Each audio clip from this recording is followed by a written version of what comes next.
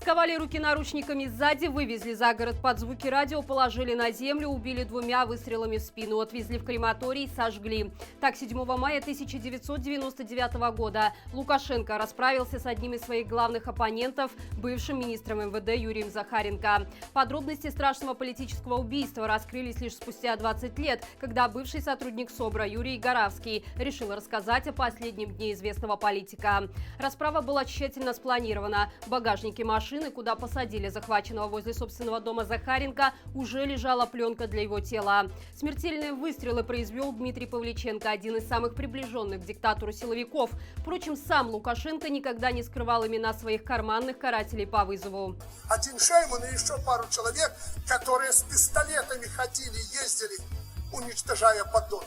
Очевидно, что под подонками узурпатор подразумевал всех тех, кто не боялся открыто высказываться против него еще в 90-е, когда скандальный референдум показал, что демократия в Беларуси кончилась. Именно тогда Юрий Захаренко был отстранен от должности министра МВД за то, что отказался выполнять преступные приказы. Его место заняли откровенные садисты, для которых человеческая жизнь ничего не стоит. Но сколько бы лет ни прошло, белорусы будут помнить имена достойных людей, которые погибли, защищая нашу с вами свободу. А именно тех, кто причастен к этим убийствам, уже известны, и срока давности по таким преступлениям нет. Поэтому справедливость обязательно восторжествует.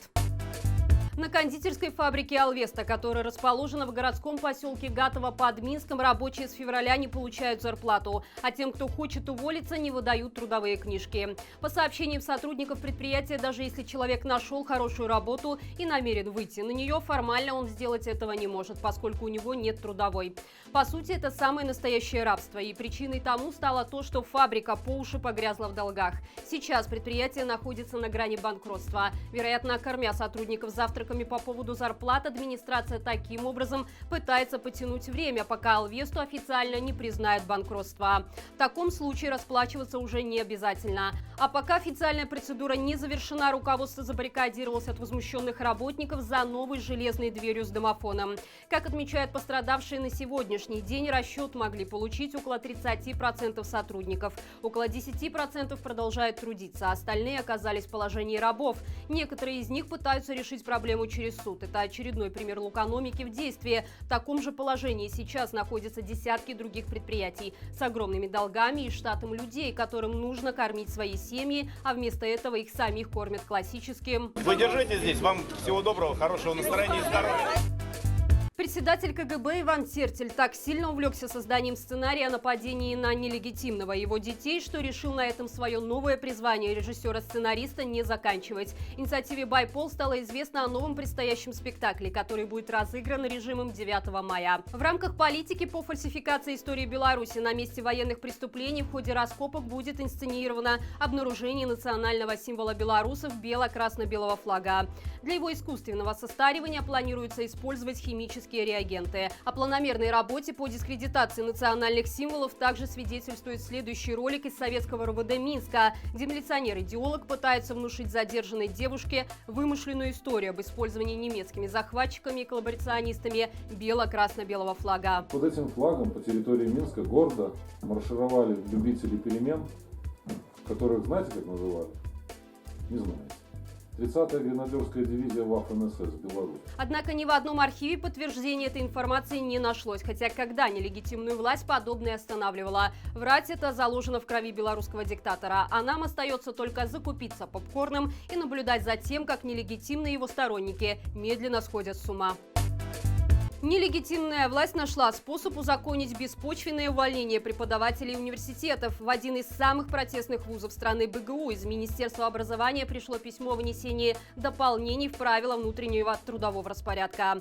Там появился пункт, который запрещает работникам университета совершать административные правонарушения. Это значит, что теперь преподавателя можно будет спокойно уволить, если он вдруг подвергнется необоснованному задержанию, а в РУВД ему нарисуют участие в несанкционированной акции. Важно отметить, что подобное происходило и ранее, только теперь это будет еще и законно. Таким образом, нелегитимная власть рискует оставить главный вуз страны без преподавательского состава. Хотя бояться нечего. Как минимум, преподаватели истории могут заменить сотрудники милиции и советского РУВД. На днях стало известно о том, что Украина, несмотря на ряд запретов, возобновила импорт электроэнергии из Беларуси. Отметим, что аналогичное решение было принято в январе текущего года под предлогом дефицита электрогенерации на фоне аномальных холодов в стране. Тогда закупку начали осуществлять компании, предположительно связанные с олигархом Виктором Пинчуком, а также украинский филиал американской компании «Эротрейдинг». Однако уже 8 апреля по решению комиссии, осуществляющей регулирование в сфере энергетики, импорт электроэнергии из России и Беларуси в Украину был вновь запрещен. Но не прошло и месяца, как стало известно, что «Эротрейдинг» на майском аукционе выкупила 250 мегаватт из предложенных белорусской стороной 300. Такая неоднозначная ситуация стала возможной из-за лазейки в украинском законодательстве. В 2019 году в стране был либерализирован рынок электроэнергии.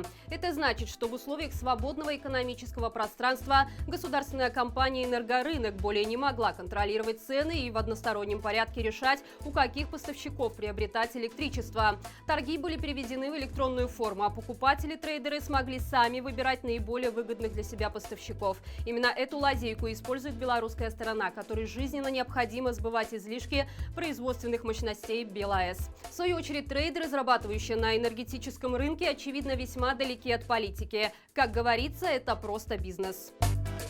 Пока нелегитимная власть тратит миллионы на красно-зеленое шоу, делая видимость, что помнит героев Великой Отечественной войны, свободные белорусы решили поддержать ветеранов реальными действиями. И пока вопрос об одноразовых выплатах к 9 мая повис в воздухе, Байсол объявил срочный сбор средств для выплат ветеранам. Пожертвовать можно любую сумму через сайт, PayPal или Facebook. Данные мы оставим в описании к этому видео. Сбор продлится 30 дней, затем сумму распределят в равных пропорциях между ветеранами. В свою очередь, Лукашенко белорусов, которые решили материально помочь ветеранам, обозвал предателями и коллаборационистами и заявил, что ветераны эти деньги не возьмут, даже если будут умирать с голоду.